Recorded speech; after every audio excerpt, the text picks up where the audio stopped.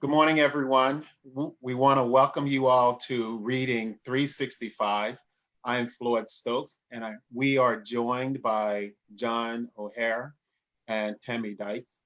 We want to welcome them to Reading 365 this Thursday morning.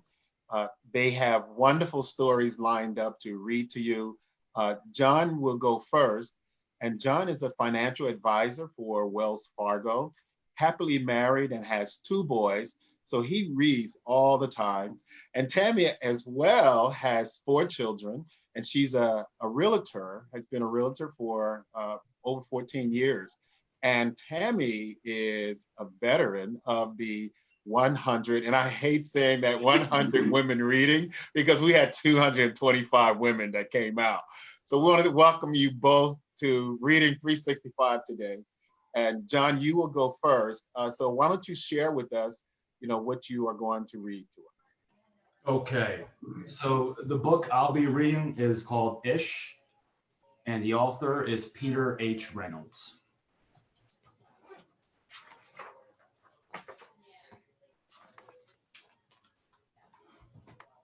Ramon loved to draw.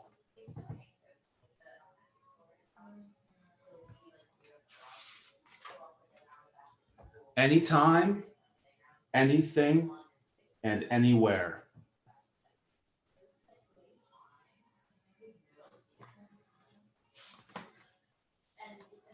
One day, Ramon was drawing a vase of flowers. His brother Leon leaned over his shoulder. Leon burst out laughing. "What is that?" he asked.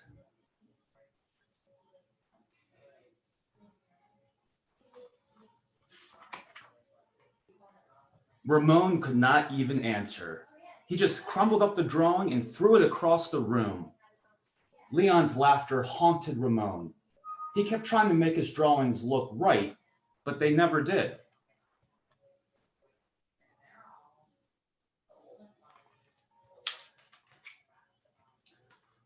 After many months and many crumbled sheets of paper, Ramon put his pencil down. "I'm done."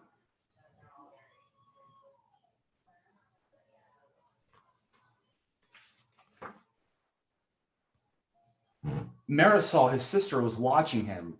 "What do you want?" he snapped. "I was watching you draw," she said. Ramon sneered. "I'm not drawing, go away." Marisol ran away, but not before picking up a crumpled sheet of paper. "Hey, come back here with that." Ramon raced after Marisol up the hall and into her room.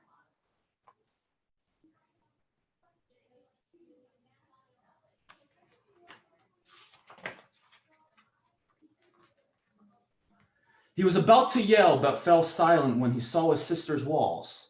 He stared at the crumbled gallery.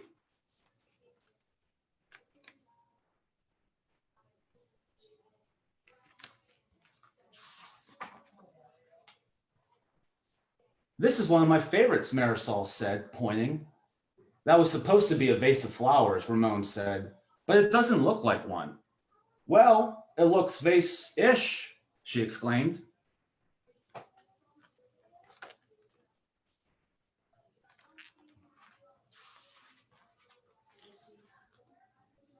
"Vase-ish?" Ramon looked closer. Then he studied all the drawings on Marisol's walls and began to see them in a whole new way. "They do look ish," he said.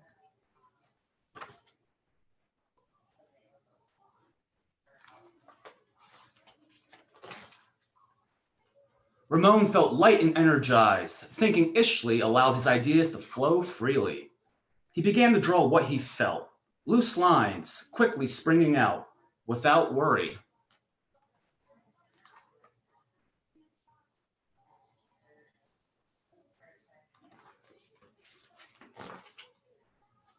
Ramon once again drew and drew the world around him, making an ish drawing felt wonderful. He filled his journals. Tree-ish, house-ish, boat-ish, afternoon-ish, fish-ish, sun-ish.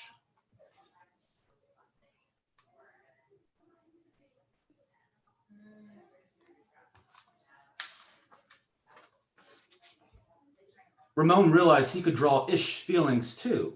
Peace-ish, silly-ish, excited-ish. His ish art inspired ish writing. He wasn't sure if he was writing poems, but he knew they were poem-ish.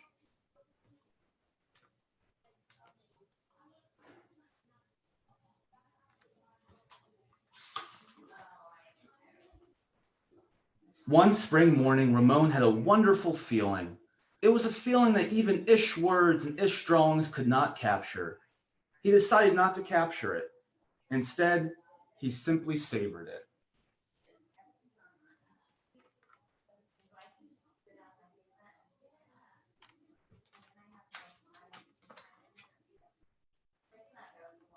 And Ramon lived ishfully ever after.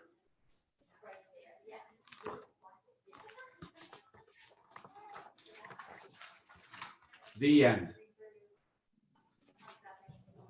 Fantastic, John. Thank you.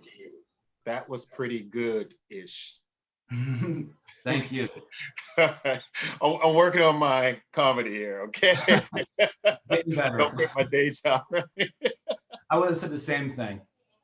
All right, well, thank you. We'll talk about the book a little bit after Tami. And Tami, you have a treat for us as well. Why don't you share with the audience what you are going to read? Oh, and I have to let you know, the audience know that Tami, she has been like teaching, helping kids read since she was like first grade. You talking about like a star student, a teacher's pet, and just Oh, I did. I actually got pieces of candy at the end of the day for helping out. Why don't you tell the audience before you read about that? Tell the audience that story. Sure. So I was telling Floyd in first grade, I was an avid reader very early on. So I would zoom through our lessons and our books. We used to read in levels, the C spot run kind of things. And I was a bit advanced. So I got these books. And for doing that, my reward was to go into the classes of those students with intellectual disabilities and read to them and assist them with reading. So that was my end of the day treat. And then for doing that, I would get to go to the principal's office and pick out a piece of candy for my reward. So I did that very early on in first grade. Miss Bentley. And Tami, let me say this: you went to the principal's office for a different reason than what I went to the principal's office. That ended up later in life. You went to get candy. I went to get something else. I know that all too well. That's time. Okay.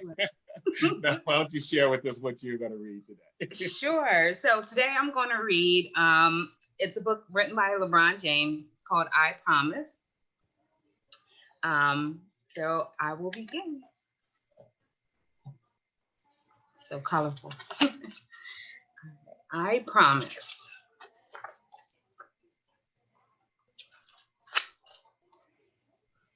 I promise to work hard and do what's right, to be a leader in this game of life.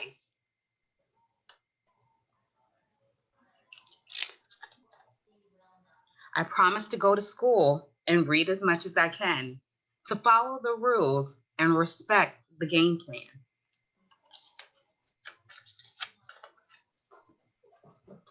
I promise to run full court and show up each time, to get right back up and let my magic shine. I promise to be open and try new things and enjoy the happy that change can bring. I promise to wear a big smile and use kindness when I speak, to remain strong yet humble with every win and defeat. I promise to ask for help whenever I need it, to reach for my star when I can't see it. I promise to ask questions and find answers, to believe in next time and second chances.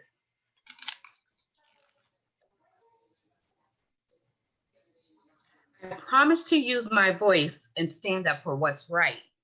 And when things get tough, to keep up the fight.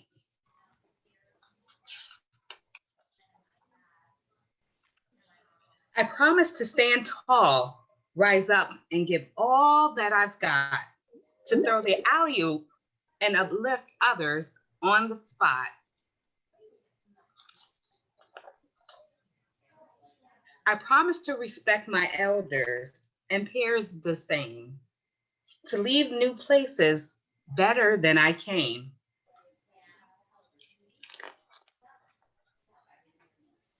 I promise to stay true, keep my head up, and never give up, no matter what. I promise to dream big and love bigger, to be a team player and a winner.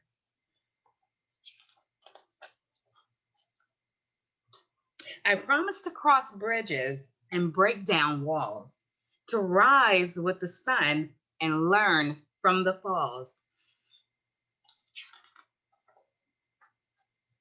I promise to be courageous, to be free, to strive for greatness.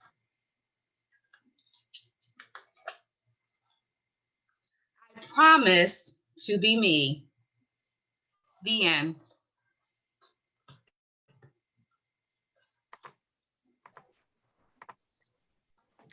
Awesome job. Thank you. Thank you for that. And John, your book is Two Wonderful Books read this morning. And John, thinking about your book, Ish, you know, to me, it talked about, the importance of trying, right? And Yeah. Yeah. Trying and your not having best. to be totally right. Exactly. And that, it doesn't matter what other people think sometimes, right? His art was beautiful in his eyes and his sister's eyes. And uh, it doesn't matter, that his big brother was picking on him. He loved what he loved to draw, and he loved art. So I think we all realize that sometimes I may see art one way, you may see art a different way, but it doesn't really matter. And if it's your own creative work and you give 100%, own it, love it. And I think he needed his sister to remind him of that, and luckily she was there for him. Right. Yes. Yes. And as they say, there's no mistake in art. That's right. That's right. Yeah. And Tammy, the I Promise book, you know, LeBron James just an awesome person all the way around, well-rounded. And with starting the school and then giving Yes. back and this book here, the I Promise book, and to have kids think about, you know, what they want out of life and then reach for it, right? And then to just to Right. promise to do their best, right? Right. And promises are something that I talk about with my 6-year-old. And one of the things he understood is that promises aren't meant to be broken. So, and he says that a lot. But what I tell him is that sometimes promises are broken, but to make promises realistic. So in the book, when they're promising to be better people and to, be themselves and to leave the world a better place, we talk about that, a lot. Just make it realistic. So if you're going to promise to make your bed every day, that's a great goal. Let's strive for that. But the promises they're okay. So be realistic with it. Well, and not only that, I'll say it's not so much broken is when we fail and like let's say And make your that will bed. happen, right? Right, Right. right. That's yes. So you want to make your bed every morning, but one morning you're running late, whether it's for Right. work or school Yeah. or an Yeah. appointment, right? And so do you stay and make your bed or do you be more late for your appointment, right? So Right. it's okay to not make your bed one morning, but the next morning you get back up and you make your bed that morning, right? Right, right.